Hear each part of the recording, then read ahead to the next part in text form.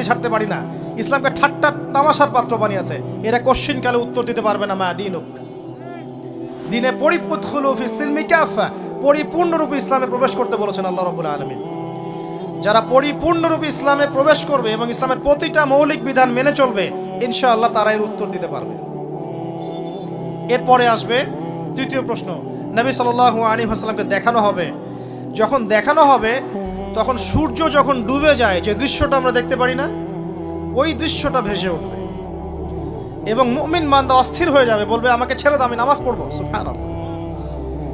কারণ তার কাছে মনে হবে যে আসরের ওয়াক্ত হয়ে গেছে, আসরের ওয়াক্ত হয়ে গেছে, আসরের ওয়াক্ত চলে যাচ্ছে, আমাকে নামাজ পড়তে হবে। চিন্তা করেছেন?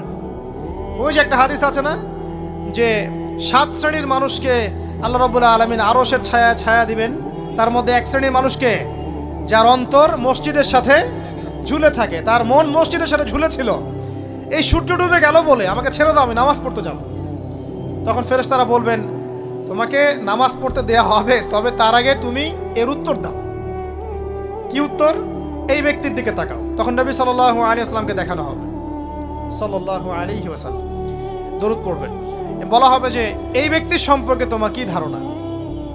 মান হাযা রাজুলু বুইসা ফীকুম, এই ব্যক্তি কে, যাকে তোমাদের কাছে পাঠানো হয়েছিল?